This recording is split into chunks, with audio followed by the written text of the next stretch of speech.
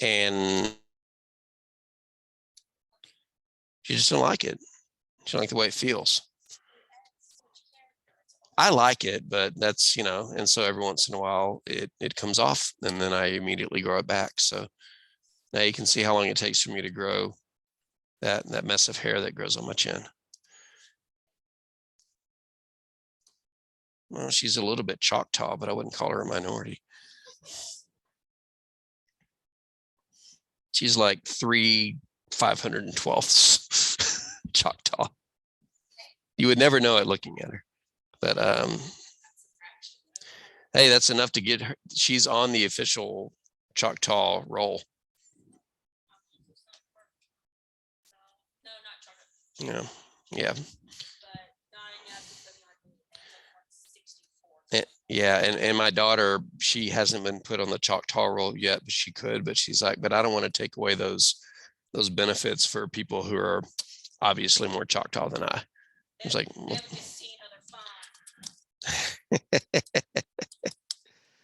what is today? It's Monday, November 1st. I know it's November 1st, 2021, and this is UT Tyler, of course. All right. So the answer is no, because I know the question. What's graded? Or is this graded or is that graded? And the answer is no. I've did some my list of things to get done and just hadn't gotten to get to it yet. So, oh well, it's going to happen. Just appreciate your patience. But see, last time we met, you guys did take a test, right? Okay, so y'all shouldn't have any homework or anything like that. Oh, that means we're starting a new section today. I stand corrected. We did 2.5 and 2.6. You're okay. You are right. And I did give you an assignment, didn't I? Or did I not? I have no clue. I have no clue what's going on. I'm sorry. It's been one of those days ever since I started. Well, not the whole day, but ever since I started my other class and I got in here like 2 minutes after class started because they were going to start Z charts today. We never got to it because they have a test Wednesday. And so we spent the day reviewing. But I came in here and I was going to start the Zoom session because I knew there were going to be a bunch of people on it. And it said, no Zoom. What is this doing? Please select the folder where you would like the recorded file to be saved. Oh gosh. Just put it here and open the folder like you always do. No, it's supposed to save the file and open the folder where I can see it. Now I got to go find it. I'll find it later. Yeah, we got our, I kind of know where to look. It was just always convenient that it would automatically pop open the folder and say, here it is. And then I would do what I needed to do with it. God, this new Zoom is, okay. Oh, wait, we're Zooming right now, aren't we? Yes, we are. And we got people with us. That would be Colton and Jeff. Welcome, guys. Hope y'all can hear me. All right. So what was I going to do? I was going to go into modules and look at homework assignments. And oh, there's one from 2.5 and 2.6. Look at that. Okay. What the heck is this? Because on number 54 and 56, they don't exactly. No, yeah, but no, this. Where does that go? Oh, it went down there. That's where that thing went when I pasted it. I was like, I swore I pasted it. And it was because it was sitting right in the middle of that. And I just now caught it. So, I mean, not that it really changes anything, but I was just looking to see what we did last time. I remember we had went back and reviewed some of 2.5 and 2.6, and I gave you a homework assignment, but on 2 of the questions, they ask you to use technology to calculate R and to calculate the regression equation.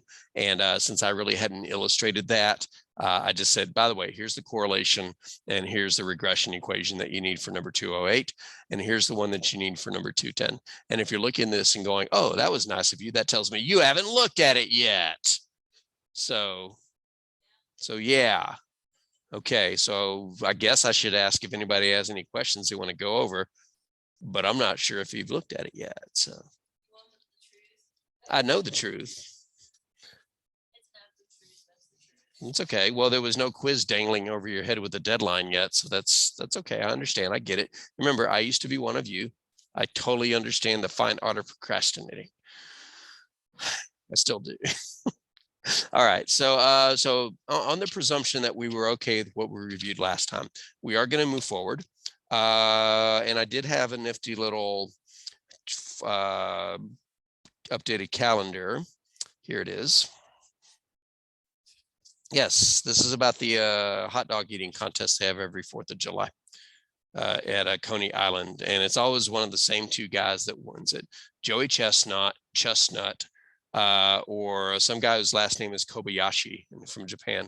And it's ridiculous how many hot dogs they can put away and whatever the time is. They're in the 70s now. Well, they do whatever they have to do to get them from here into their stomach. The fact that they eat them so fast is not nearly as disturbing as the fact that they have 70 plus hot dogs in their stomach at once. That just makes me go, whatever works. I mean, if that's what they enjoy doing, I have no qualms against it. More power to them. I have not participated in many eating competitions before. I did win one. That was me against another guy with pie eating contest at a halftime at a college basketball game. Some type of banana cream pie, I think.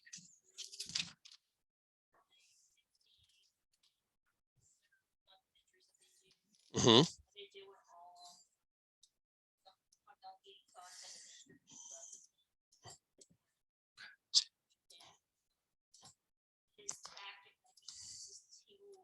They give each of the people like a thing of water to drink. Mm-hmm.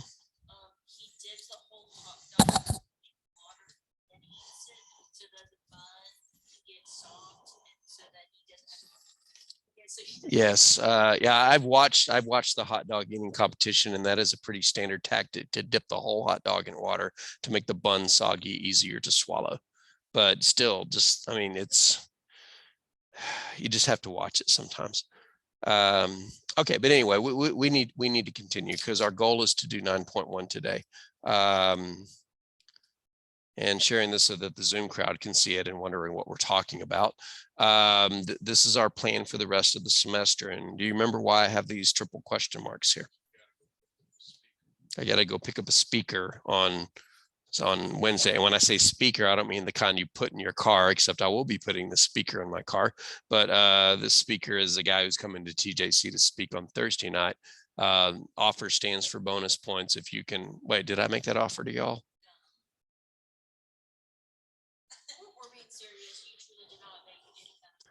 Then I'll make it now.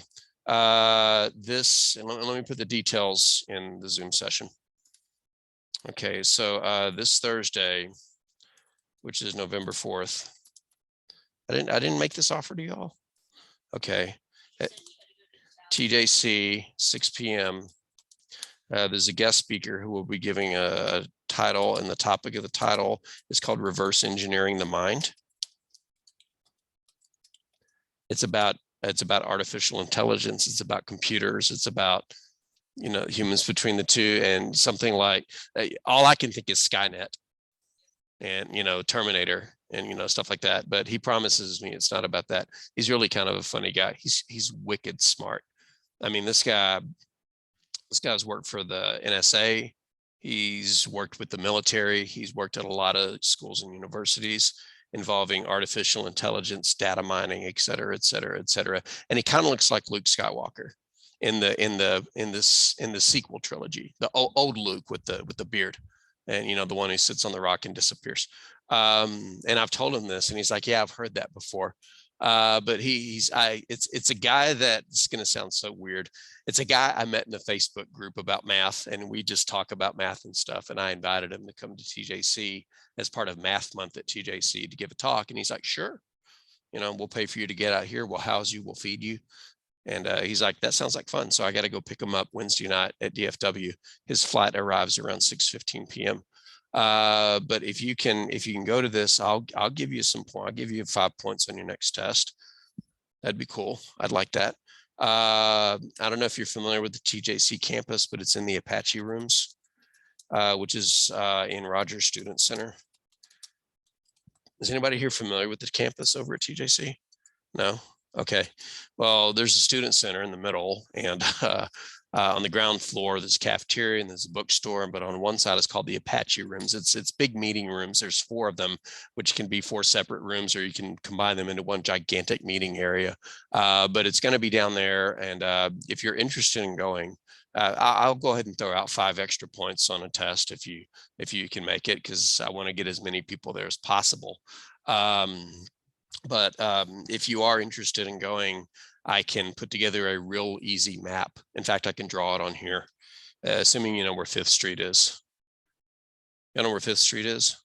Really? It's the road where McDonald's and Taco Bell and Brookshire's and okay, yeah, right. It's where are we? It's that away. Where there's a car wash and there's a CVS and a Brookshire's, and that's 5th Street in the loop. You know, the loop loops around Tyler and 5th Street, goes through it. Well, TJC is just down the road on 5th Street. I could walk there from here if I had to. I have before, but it's not very far. So presuming plus Google Maps. Oh, wait a minute, Google Maps. I'm on the internet. Where's the internet? Here it is. All right, so give me 1 second to get into maps. Google Maps, please. I'll show you where it is. It's not that hard to find. I know I didn't spell junior right. And let's make this look a little bit more like, oh, you mean work. Yeah, that's what I mean. Where can I make it look like satellite? I know it's one of these. You had to click layers. Satellite, there we go. There we go. All right, so let's make this disappear. Let's make this disappear. Can we make everything disappear, please? All right, where's 5th Street? 5th Street is right here. All right, so I'm gonna show you how to get there. Let me zoom out for a second. All right, so where's UT Tyler? UT Tyler's right down here. All right, so here we are. Okay, you know Old Omen Road? Right over there. All right, so you go over to Old Omen Road and you turn left. When you go up Old Omen Road, you're gonna hit a red light. That red light is 5th Street. Okay, there's a donut store there. You know where the donut store is? Okay. There's a Dollar General over here. Taco Bell's over there. So you go up to Old Omen Road and you turn to the left and you just go past the loop and keep going. And at some point on your right, you will see Tyler Junior College. You'll pass some soccer fields, you'll pass the theater, and then you'll pass this big lawn area with the building here. That's what everybody thinks is Tyler Junior College. And there's a new HTO restaurant where Wienerland used to be. Oh, dang, I forgot I had this. It's been sitting over here the whole time. Chai. But anyway, at HTO, there is a red light and if you turn right, it will take you into campus up Baxter Avenue. Now I'm going to zoom in on this a little bit. So you get on 5th Street, you head towards TJC, and when you see HTO on your left, you turn right. And this is Baxter Avenue. As you go up Baxter Avenue, you'll get to a stop sign right here.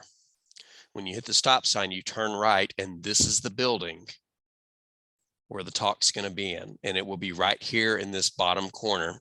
There's a parking lot next to it. There's a parking lot over here if you want to, but there's a parking lot next to it. But if you want to go to the talk Thursday night at TJC, then I will give you, well, I was thinking about giving you 5 bonus points, and I thought about dropping the lowest quiz grade. Which one do you think is worth more? 5 bonus points or dropping your lowest quiz grade?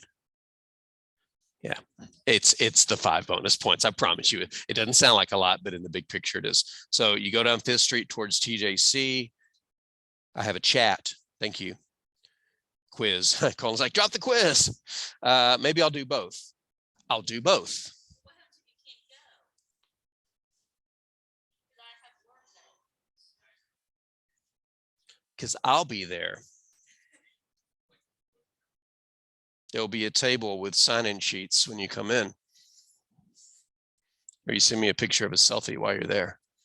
You find me. But anyway, but yeah, that's a good question. What if you can't go?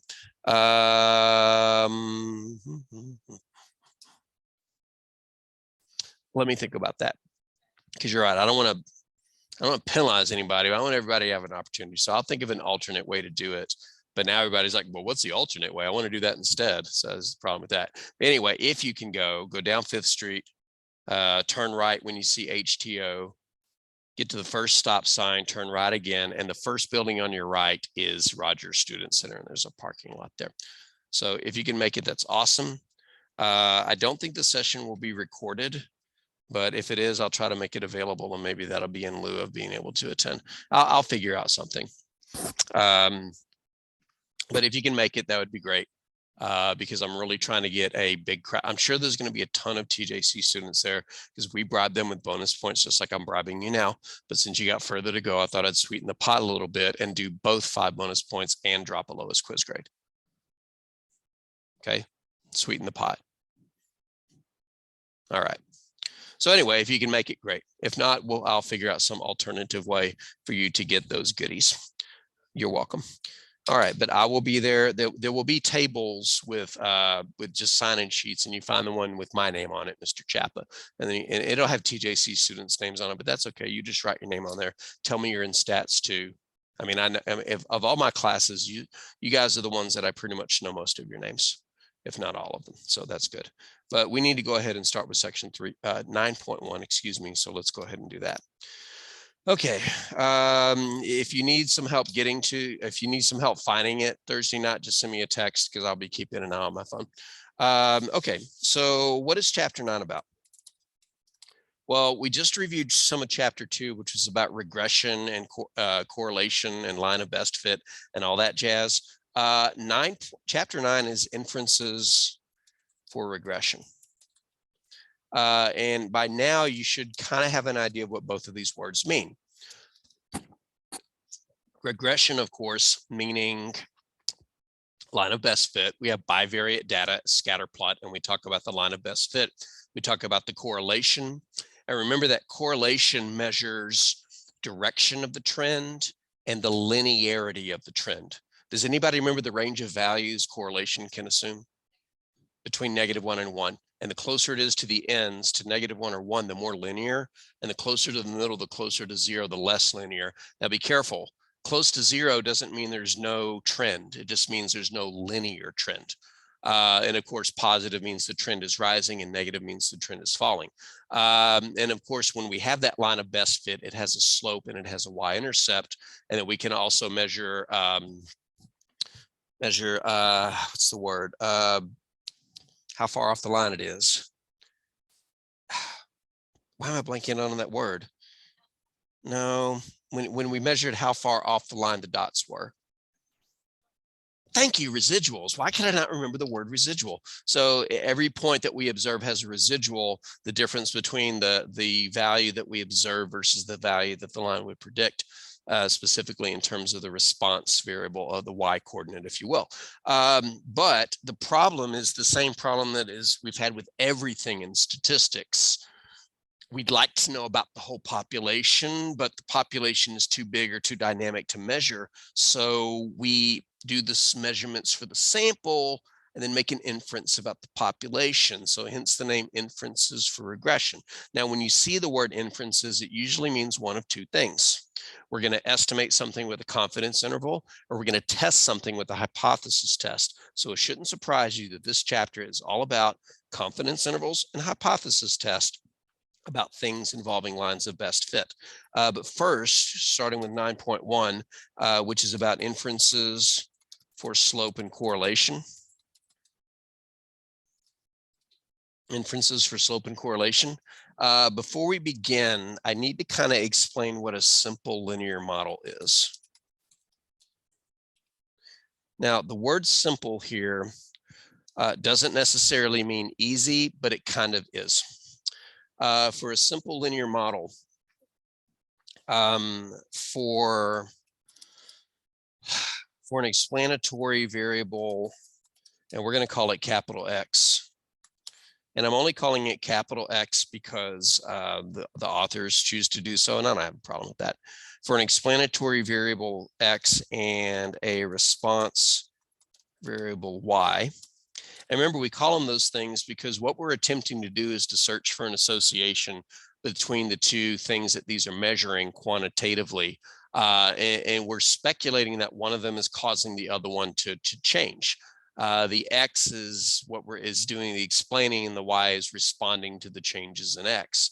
But for an explanatory variable X and a response variable Y, a simple linear model is just an equation of the form, and I'm going to draw this because it involves some Greek letters.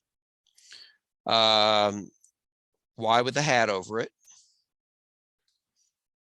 That's the worst Y hat I've drawn. It's supposed to be a capital Y. I can do better than that. 1 second. Y with a hat over it is equal to beta 0.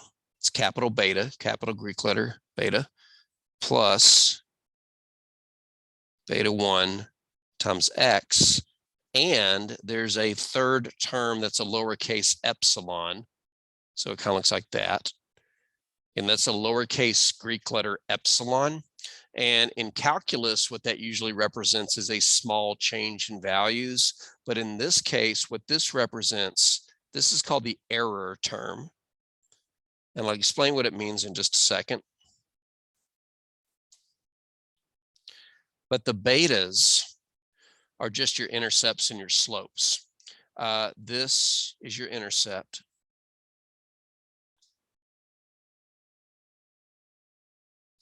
And this is your slope. Now, here's what the error term is. And these are words so that I can type them. And I think I can fit it in this text box over here. The error term accounts for other variables this model fails to account for. So in other words, to think of it this way, let's say that X is temperature, outdoor temperature, and Y is theme park attendance, and so we're trying to predict, based on the temperature, what type of attendance could we expect at our theme park? Well, are there other things that might influence theme park attendance besides just the outdoor temperature? Such as, say again? Rides they have. Special deal going on. How much it cost. So there's all kinds of other factors that could influence the response variable attendance besides just the temperature outside. And by the way, it is simple linear model, not simple linear model. Sorry.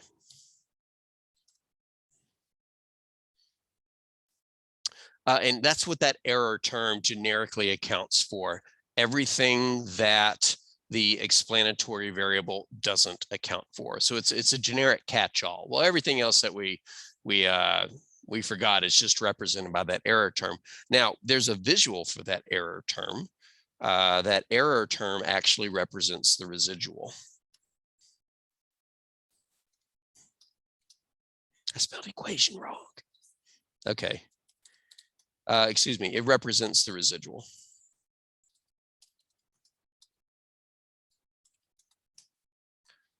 So when what we observed differs from what the equation predicts, we just attribute that to things that the equation doesn't account for. And it was pointed out, very quietly, I might add, that I did misspell equation, but you guys should know by now that my typing skills leave a lot to be desired.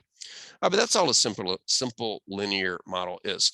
Now, here's the problem with this simple linear model. Well, first off, the word simple, I should clarify what the word simple means. The word simple means a single explanatory variable. That will change in chapter 10. But the word simple here simply means a single explanatory variable. So only one x. Linear means the highest power is 1. So there's no squares or anything like that. And model just means it's just a math word for an equation that represents a real life situation. Now, the problem with coming up with this population, and this is a population model. I forgot to mention that, but this model here is for the population. If I can draw.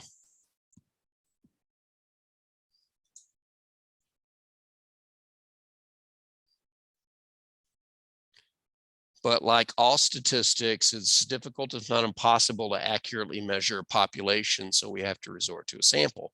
And so the sample version of this, the betas would just be lowercase b's, and there would be no error term. I'm about to switch over to the next page. But the sample version is what we saw last time. It was y hat, and in the sample version they still use capital, so let me switch that back. Capital Y hat. And does anybody remember what the hat means in this context? It was a word that it meant. It's the predicted Y value. Thank you, very nice. So when you see the Y, when you see the hat above whatever this is, that hat means that this means predicted Y value. And if there's a word in there like attendance hat, then it means the predicted attendance. So you're attempting to predict one value based on another. In other words, how does this respond to the explanatory variable? But at the sample version, it's just lowercase b and lowercase b0 and b1, and no error term. So if you think about this from an inferential statistics perspective, inferential statistics always runs this course. We want to know something about a population, so we look at the sample version instead and do one of two things. We make a confidence interval based on what we saw in the sample and take it up to the population level, or we speculate about the population and do a hypothesis test based on what we saw from the sample. So the question is, what inferences are we going to do? Well, there's, I'll make sure I remember which ones there are. Here's the types of inferences we're going to do. So types of inferences. All right, number one, we're going to estimate the population slope. In other words, we're going to estimate beta 1. Number two, we're going to test whether the population slope is 0.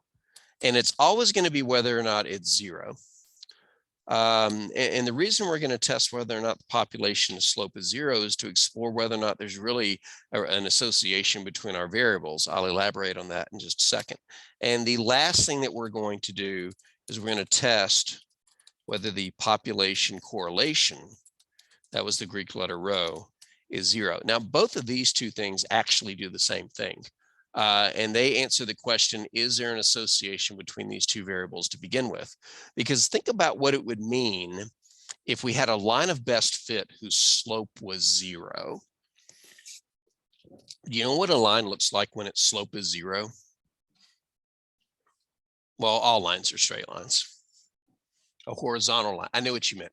But yeah, when a line slope is 0, slope measures steepness. And if you say a line steepness is 0, I'm thinking that it's not steep at all. It's a horizontal line. But what would it mean if the line of best fit was actually horizontal? Well, it would mean this. Let's say that we had some dots, but the line of best fit was horizontal. And as a horizontal line, it would have a y-intercept. So for example, let's say that this goes through the point 0, 10. Well, if the goal of the line of best fit is to predict the y value for a given x value, and we had a bunch of x values here, 1, 2, 3, 4, 5. If the slope were actually 0, what would the predicted y value be for all of these x values? They'd all be 10, right? if the slope were 0, comma, then the predicted value of y would always be the same regardless of the value of x. And I meant to capitalize x and y. So yeah, when you're, let's try this again. That's what I get for trying to copy and paste. If the slope were 0, then the predicted value of y would always be the same regardless of the value of x.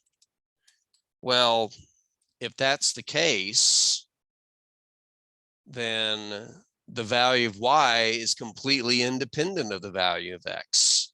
In other words, I don't care what your explanatory value is, my y is always going to be the same. It's like saying, I don't care what temperature it's going to be outside, my attendance will always be 10,000 or whatever it's measuring. So if the attendance at the theme park totally did not depend on the temperature, then this is what we would see. We would see a line of slope 0. And as such, if the slope is 0, there is no association whatsoever between x and y. That's what whatsoever correct. I did. Yay me. I felt like London Tipton. Yay me. I don't know if any of you get that, but okay. Sweet life of Zach and Cody. Yeah. All right. As such, if the slope is 0, there's no association whatsoever between x and y. So when we're testing slope, we can test if the slope is 0. And the truth is, we can also test if the slope is positive or if the slope is negative. In fact, I should actually clarify that. I'm going to go back in here to number 2, where I said test whether the population of slope is 0, or alternatively,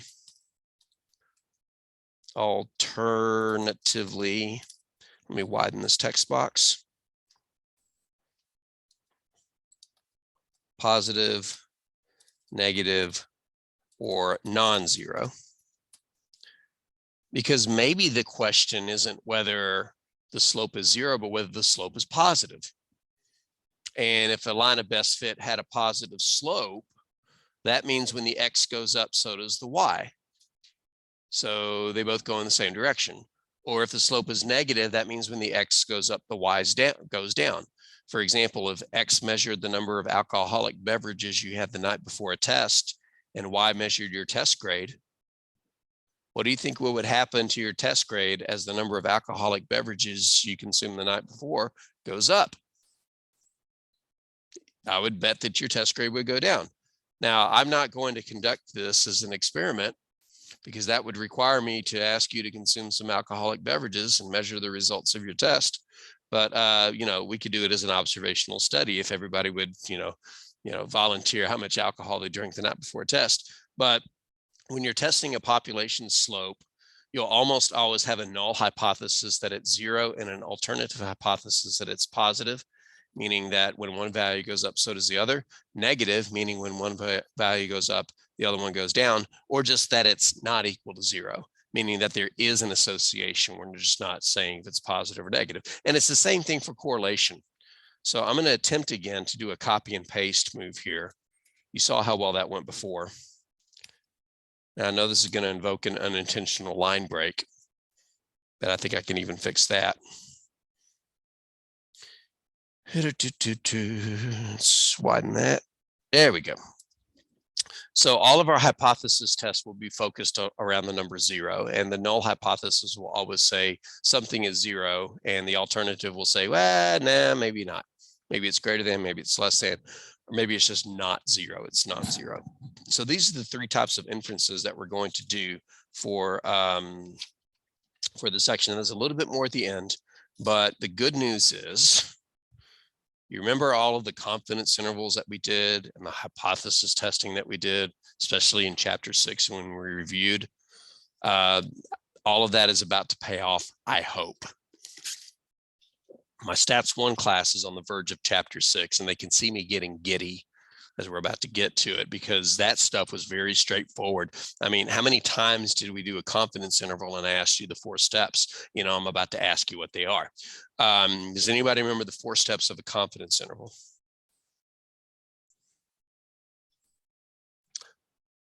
Deer in the headlight. I'll get you started. Find Z or T. Or T, whichever it is. Okay, second step.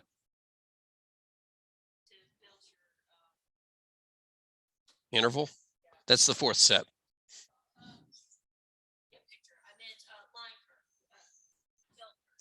I think you're thinking more along the line of hypothesis testing and doing critical values. Y'all want me to remind you? Okay, find Z or T, find the standard error, find the margin of error, make your interval. Let's start to come back to you now. Okay, it's okay if you didn't remember. It's been a little while since we did it, but hopefully when I say it's the same 4 steps as before, you'll go, oh yes, I remember seeing this once upon a time. So just a reminder to build a confidence interval. I have trouble letting go of the shift key. That's why I usually see a couple of capital letters at the beginning of words. And of course, I'm missing an E. Okay, so number 1 is to find Z or T. So we got to figure that out. Number 2 is to find the standard error. Number 3 is to find the margin of error. And number 4 is to build the interval. Now, I do want to remind you that the interval is always built the same way. Build the interval in the form, quote, sample statistics. So whatever we got from our sample, plus or minus. Can I just write that for plus minus? Okay, plus or minus the margin of error. So it's the exact same flow as it's always been. All right, so what is the formulas for building the confidence interval for a population slope? And again, I want you to take in the big picture view. I'm going to go back a couple of slides or maybe more. The confidence interval that we're attempting to build is 1 for this value. What is the slope of the population regression line? Well, we're going to build it around the slope of the sample regression line, around this guy, because we can get that. We can measure pairs of numbers for a sample, make a dot plot and use technology to get the line of best fit. And by the way, there is a way to calculate both the slope and the y-intercept without just asking Excel what's the line of best fit. In a moment, I'll show you how to use Excel to do that, although I may have demonstrated it last time. So it shouldn't surprise you that when we build this confidence interval, it's going to be centered on around B1. All right, so to let me preface this. To estimate population slope. And again, population slope is beta 1.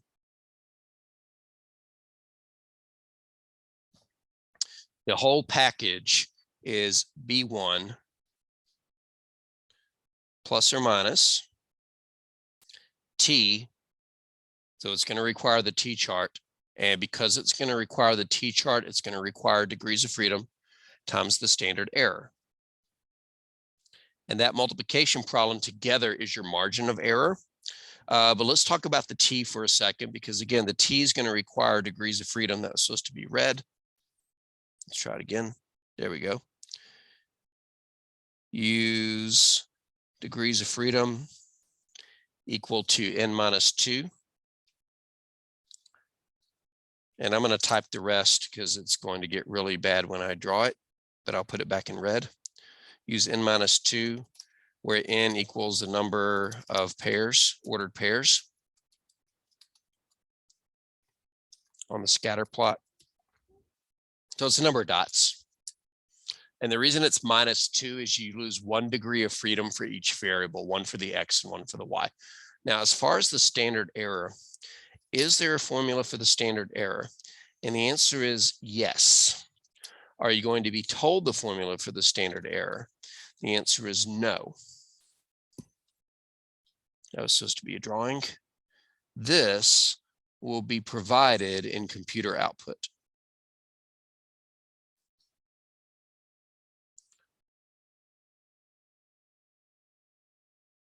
So you remember when we did the ANOVA stuff and there was all the, you know, the ANOVA output, and it was given to you sometimes in computer output.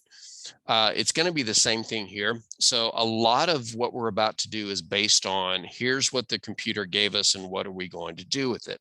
Let me show you an example of some computer output for a inference about slope, or just an inference about regression in general.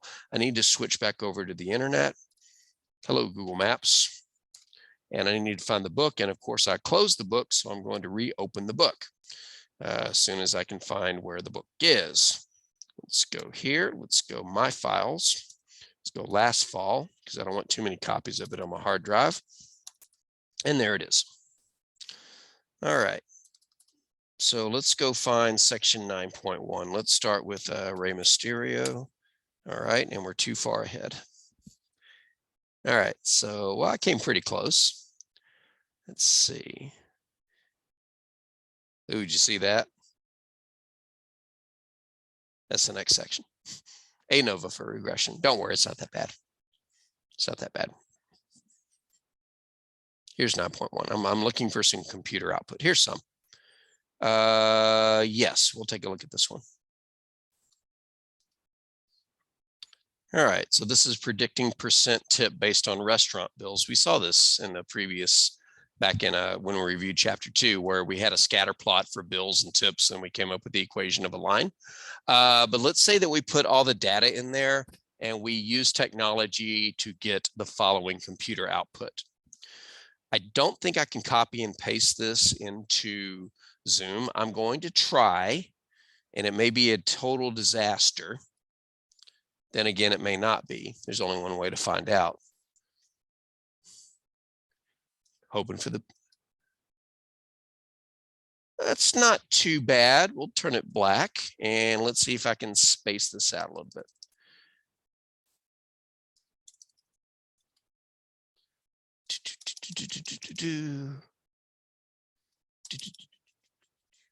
That's better with sound effects. All right, so give me 1 second to just space things out, because I want to show you how to interpret this mess and what the heck is going on right here. You may want to take a guess what's going on with that number that I just spaced over. 2e negative 16. What the heck is? And so it gave me scientific notation. It's scientific notation. It's 2 times 10 to the negative 16 power. The E stands for exponent. So it's a really small value. So this is an example of some computer output for the regression involving bills versus tips. So let me type what I just said. All right, so this is the computer output for the regression performed on bills versus tips from chapter 2. So y'all remember that dot plot that we saw? And I asked who's the good tipper, who's the bad tipper. So that's the computer output for the regression performed on bills versus tips. So what do all these numbers mean? Well, first, look at the first column that says coefficients. Algebraically speaking, coefficient is a number in front of a letter. And it doesn't even have to be in front of a letter. It can just be a number by itself. So this is defining what our rows are. Our 2 rows are for intercept and for bill. So when it says coefficients of the bill, that means that when we build this line of best fit, let's put that in black. That means when we build this line of best fit, we're trying to predict the tip based on the bill that we see. And so we need a number over here on the left for the intercept and a number on the right in front of bill for the slope. So I'm going to move where it says bill over, because the number I'm going to write in there is going to take up a little bit of space. So I'm going to move that over. All right. So where are the coefficients? Well, they're under the estimate column. So these numbers, excuse me, these numbers are B0 and B1. In other words, they are the intercept and the slope of your line. Now that's a lot of decimals. I'm just going to round it to 2 decimal places. We'll say 15.51. And the slope, I'm going to keep as much of the slope as I can, 0.04881.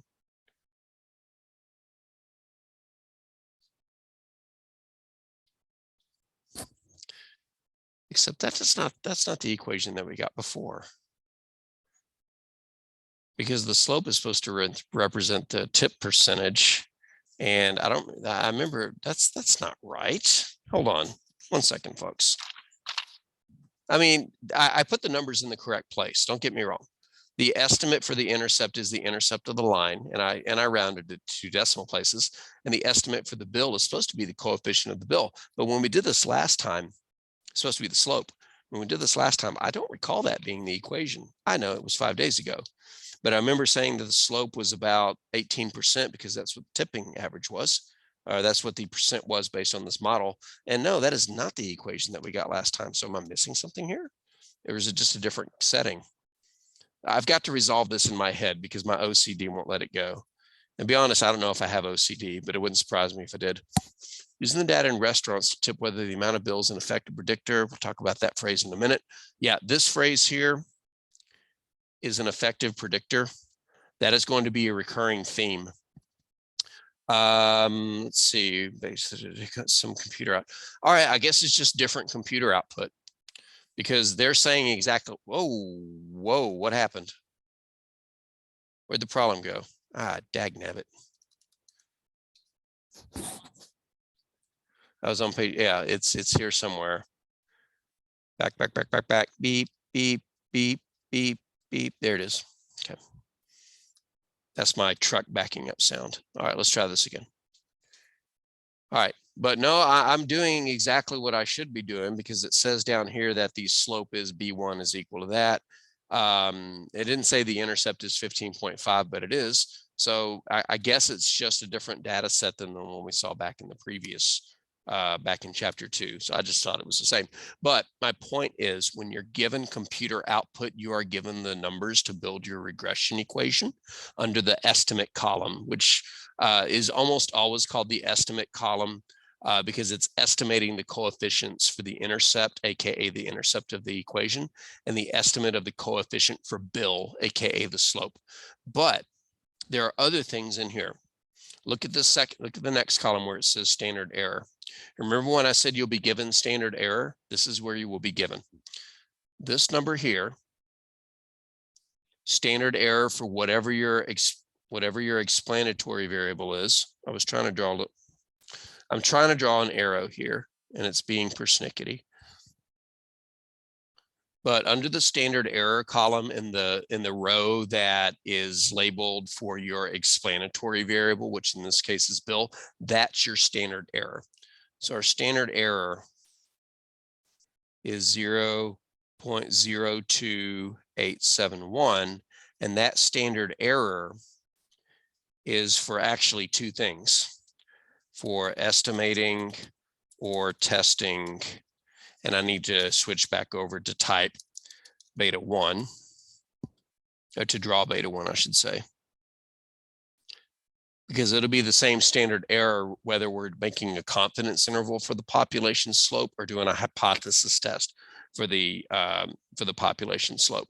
Now, there are other things in here. We won't be too concerned with the t-value column because the t-values are the test statistic when you're doing a 5% significance level hypothesis test, but it won't always be that. So I never worry about this.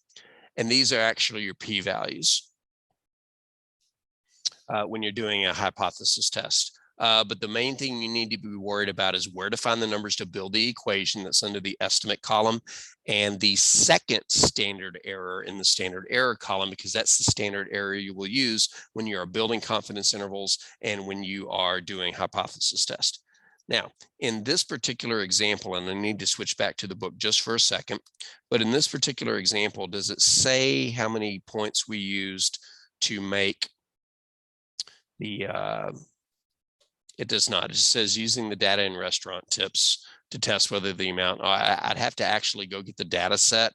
So for the purposes of this example, I'm going to pretend I know how many points are in this sample by looking back in chapter 2 and seeing how many points were in that sample for when we did bills versus, does it have that? It does not. It just has a whole bunch of dots up there. So I'm just going to pick a sample size at random. I know that's not how statistics works, but I'm not going to waste your time digging out the data set to count how many dots came up with this output. So let's say that this is the computer output that we have, and I'm going to get rid of these crossed out things just because they're mucking things up. But let's say this is our computer output, and our goal is to come up with a 95% confidence interval for the population slope, which is how I'm going to start the next page. All right, using the previous page.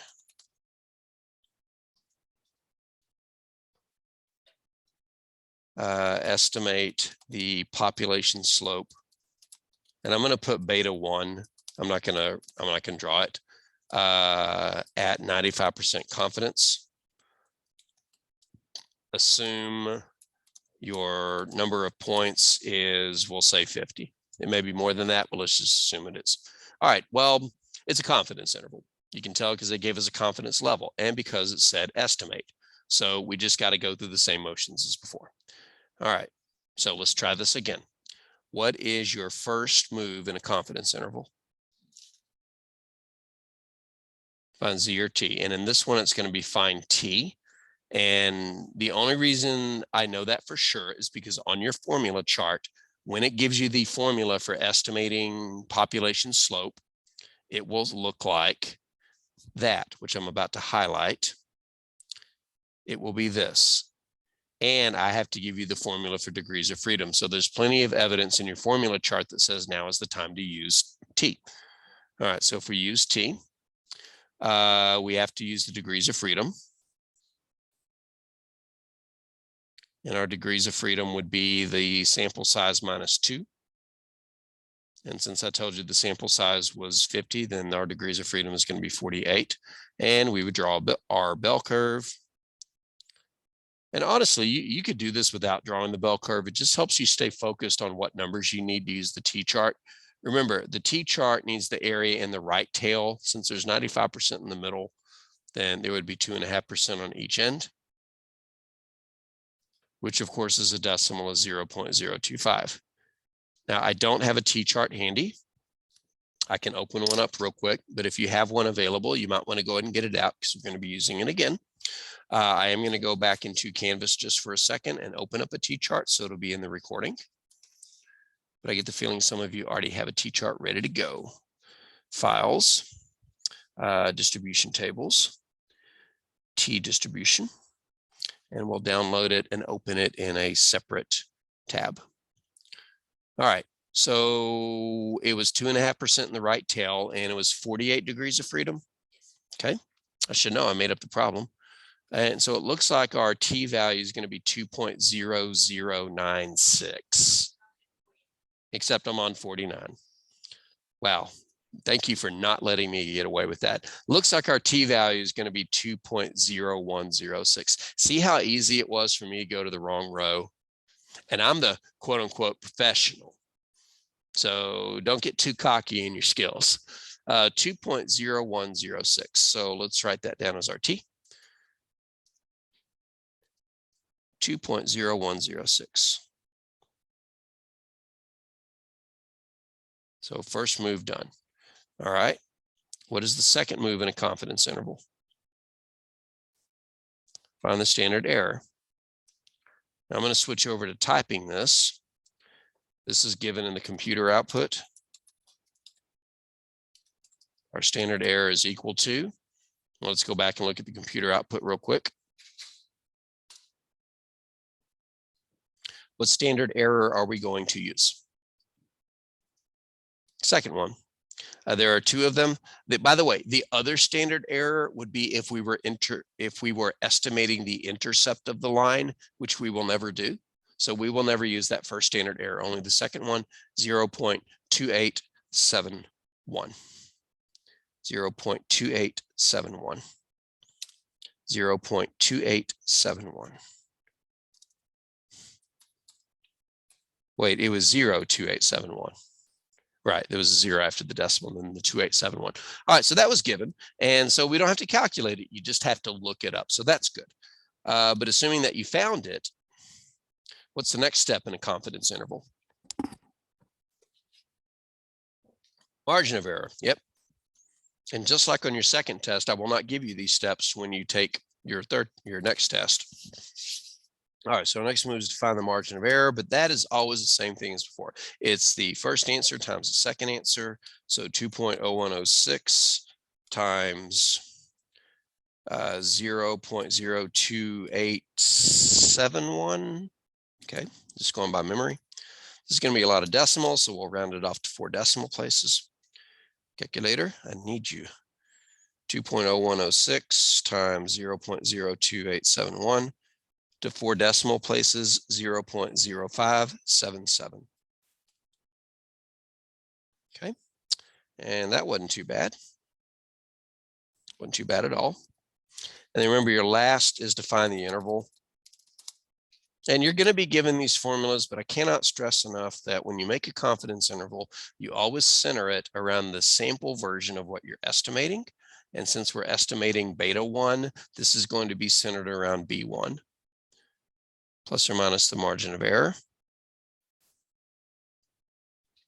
But B1 is just the slope of the sample regression line, and that was given in the computer output going back. It's sitting in front of the word bill, but it's also the second number in the estimate column, 0.04881.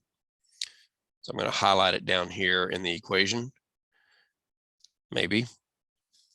But this just got erased. This is what we are centering our interval around, 0.04881. All right. 0.04881 is what we got from our sample. Our margin of error is 0.0577. So all we have to do now is write our answer in the form from one number to another. If I can get this thing to do what I want.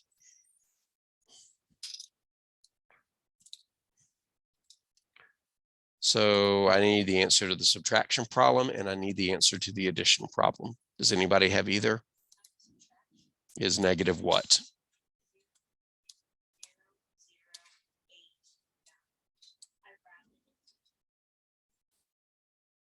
Give me the whole enchilada.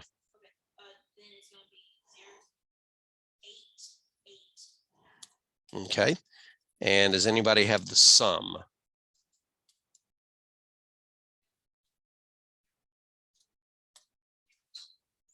Six, 5, 1. Okay.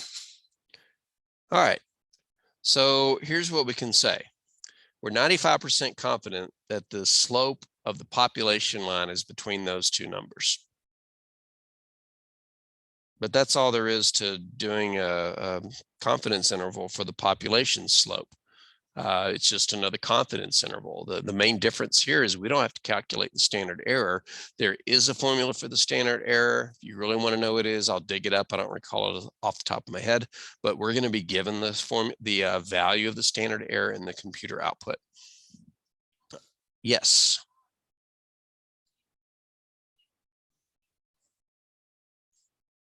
Can I draw what is the normal distribution? You mean this interval in a normal? Well, I could. It would look something like this. Anytime you get a confidence interval, you can always draw it by centering it at whatever you got from your sample, which was 0.04881. And then just writing the ends. So 0.10651 over here. And then negative 0.00889 over there. So you can draw that picture, but you're assuming that the distribution is centered around what you measured from your sample. I do have a question for you though. Is it plausible that the population slope could be 0? Yeah, 0 is in that interval. Now, granted, it's barely in that interval, but it's in there. And so you can actually infer something from this. And I'm going to write that inference on the next page. Since the interval contains 0, I can spell great, I just can't type. That's my excuse. Since the interval contains 0, it is plausible the population slope is 0. But what does that mean? This means it's plausible that the predicted tip is not associated with the bill. You would think it would be. You would think I could type a little bit better, but that will probably never change. But yeah, that's what it means for a slope to be 0. Because remember when I drew the horizontal line, then it said it didn't matter what the x is, your y is always going to be the same value. That's what it means for a slope to be 0. So it's plausible. And granted, that 0 barely made it into the confidence interval. If we took another sample and repeated this, it might not be in that sample's confidence interval. But it's in this one. All right, so does anybody have any questions about the mechanics behind building a confidence interval for the population slope? Okay. All right, so that is the first of 3 things in the section. I want to go back and remind you what they were. The first was estimate the population slope. In other words, a confidence interval, and we just did that. The second is test the population slope. Now, we got a couple of ways to do a hypothesis test now. We can do the critical value approach, or we can do the p-value approach, and we're going to take a look at both of them. All right. All right, so let's talk about testing population slope. All right, so let's go ahead and set up an example from the previous context. So the tips and bills. Test whether the population slope is 0 or not. In other words, we're testing whether it's equal to 0 or it's not equal to 0. We're going to use 5% significance. Did I spell that right?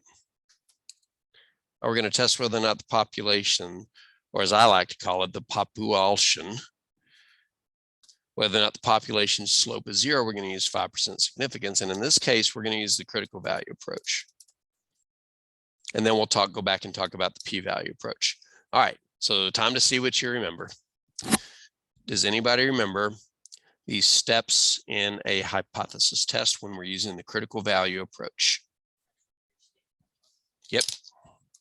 That's the same regardless. State the hypotheses, and then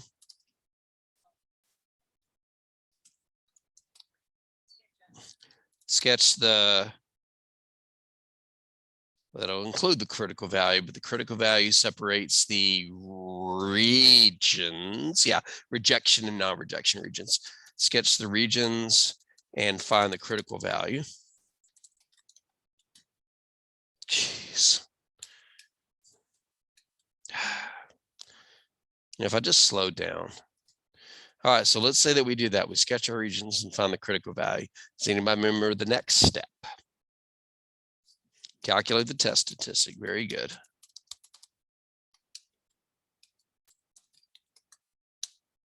Fourth step. Make a decision. And of course, the fifth step, if necessary, is to answer the question in context. So I'm going to sneak back up here and put a question in there. But I'm also going to take the font size down so it doesn't consume too much real estate. And it's blue. How'd that happen? I'm not, but it says black there, so I'm not quite sure why it turned blue. I thought it was something else, but anyway, from the previous context, test whether the population slope is 0 and not use 5% significance. Can you conclude an association between bills and tips? Now you would think the answer would be yes. You would think that, of course, your tip depends upon the bill amount. But if we went through the motions, it would go a little something like this. All right, so let's start with the hypotheses. My Stats 1 class has just learned the joys and pains of writing hypotheses. And I hate this stylus. Null, alternative. This should be pretty easy, but I'll ask it. Does anybody know either? B1 equals 0. What do y'all think? Well, is that the null or the alternative?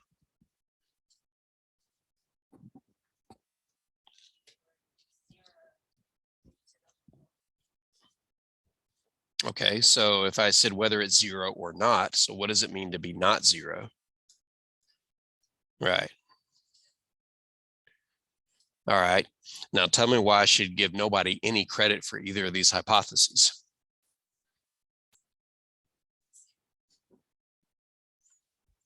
B1 is sample slope.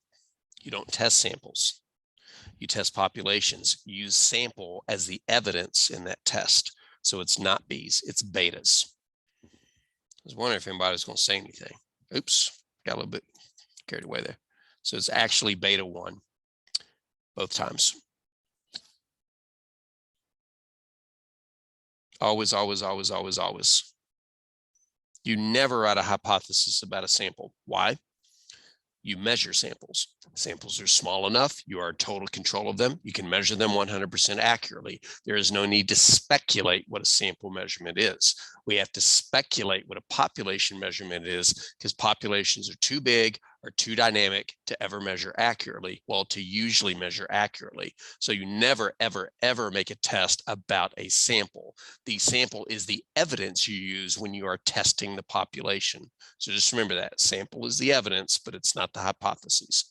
All right, so there's our hypotheses. All right, for the second step, we need a picture. Now, somebody did say something about this picture that was correct, but I was too zoned in on the wrong variables. Can you tell me anything about the picture we're going to draw? Two-tail. Why is it two-tail? Not equal to always means two-tail test. That says two-tail, I promise you. It's the stylus. I mean, I know my writing is horrible, but this stylus is garbage. I need to find a good stylus. All right, so it's two-tail test. All right, so we shade in a couple of tails. We have 5% significance. So that means there's 2.5% in each tail. Wait a minute, isn't this the exact same picture we drew a minute ago for the confidence interval? And the degrees of freedom is still the same. So it should be the same T, 2.0106 over there, and negative for the left tail. And you get full credit, you should label the regions. I mean, I know what they are and you should know what they are. When you have a picture, it should be able to stand on its own. So I guess with that argument, you should actually spell out non-rejection region or rejection region, but we'll just say we're good with that. All right, so second step is done. Before we get to the third step, I want to go back real quick and look at the computer output because it was something I was wondering.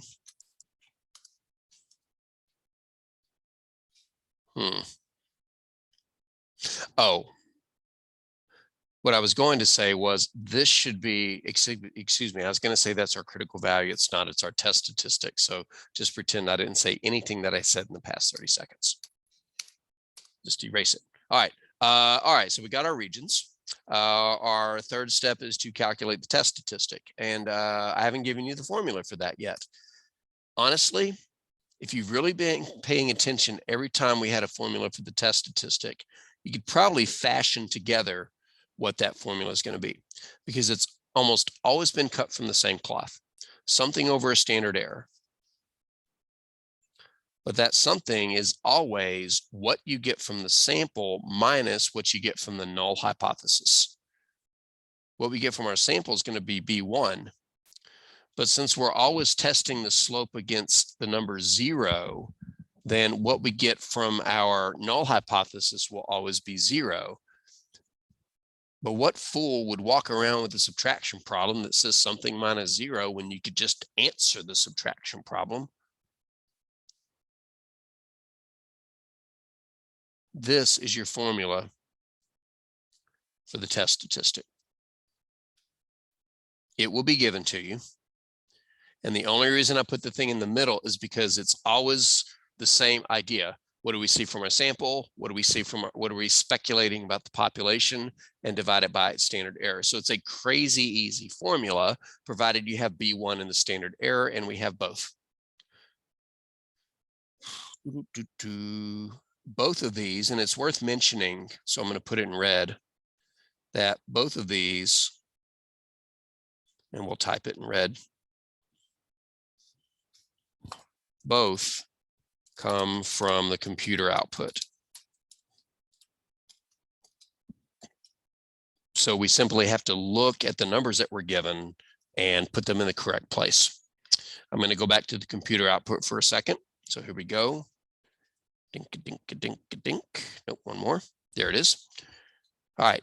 So B1 is 0.04881. And the standard error is 0.02871. I think a picture of that would be worth you right now. Okay. All right, so from the computer output, we get both of the values we need to calculate the test statistic. Bring me my picture, please. Thank you. All right, so the let's draw this, put it back in black. The B1 was 0.04881.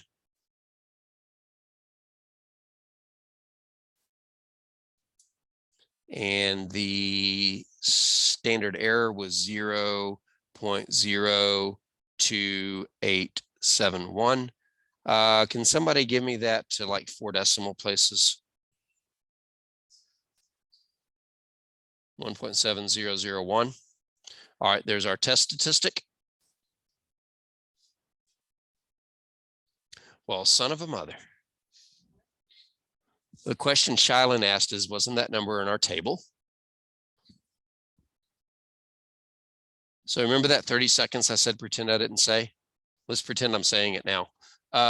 Notice that this, and that was very observant of you, that this is the number that we just got. And I had always forgotten exactly the parameters that said this is the t-value. So I think I can confidently say right now that that t-value is the test statistic when testing at 5%. The t-value in the output is the test statistic when testing at 5%. Yeah, I was like, that didn't match, but I was looking for the critical value, and it's not the critical value, it's the test statistic. So I'm going to type what I just said. I'm going to type it in yellow because yellow is a nice color. But this is the test statistic when testing at 5%. Now, the problem with that is that if we change the significance level, then that number is completely useless to us. So, so I still want you to be able to do the things that we're doing right now, even though the test statistic was there the entire time. All right, very good observation. Thank you. All right, but at this point, now we know, I thought that was in red down there. What is going on here? There.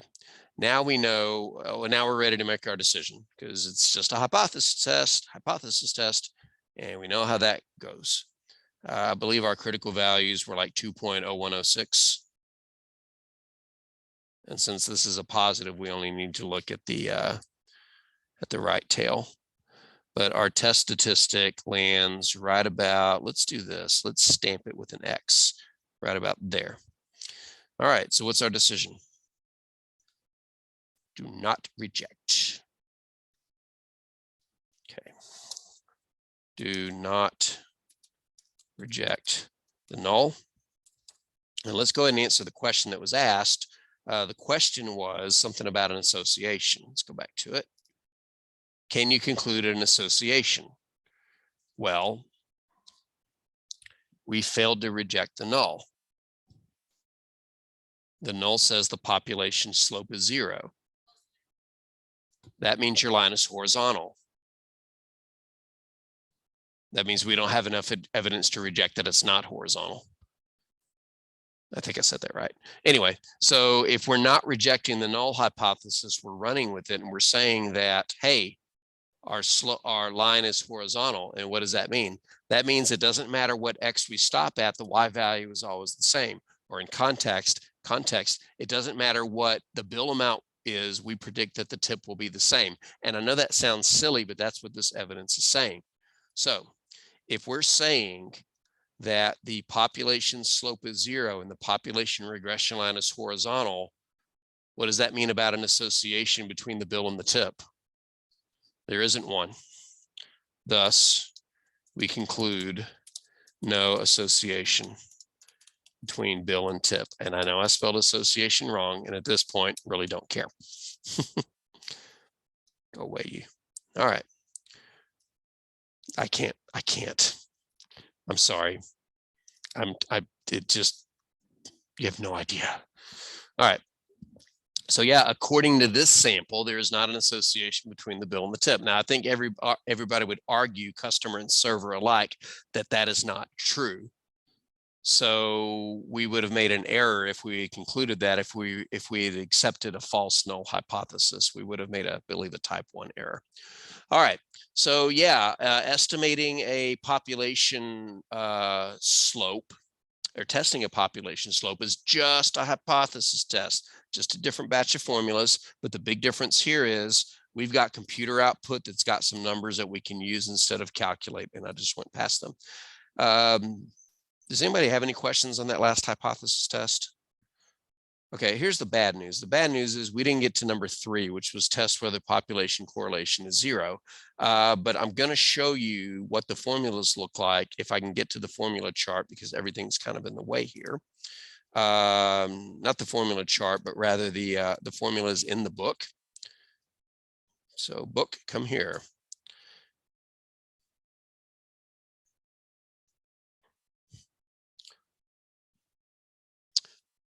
This is the test statistic for testing whether or not correlation is 0. Notice that they start with the original default test statistic formula. What's from my sample, what's from my null hypothesis, and then divide it by the standard error.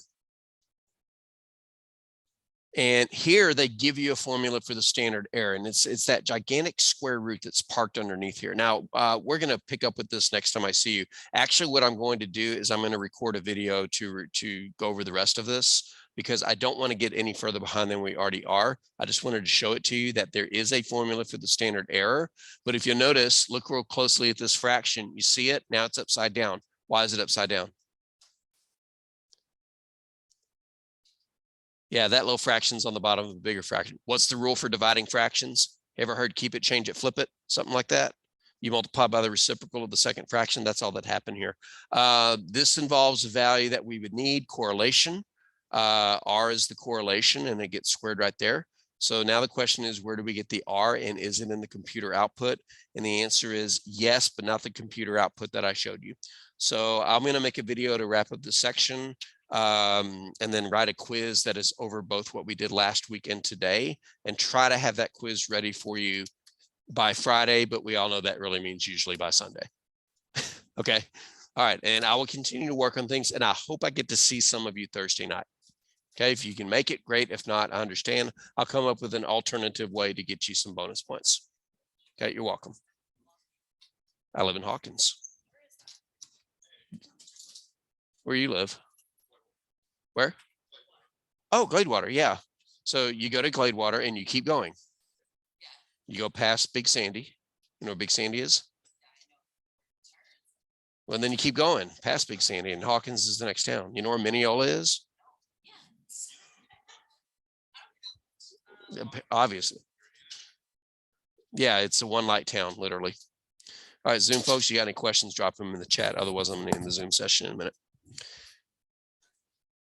And I'm going to save this as a PDF. I just have to stop the share. Hasta la vista. What about the project and test grades? Oh, I must have said this before the Zoom session started. I am still working on them. Just keep an eye on Canvas, and you'll know when those grades are posted. Sorry about that, Colton. All right. I guess we don't need my video anymore. Nobody wants to look at my ugly mug. Let's see. I need to save the whiteboard as a PDF, and I did it here. No, not save as a ping, save as a PDF. Okay, saved, and stop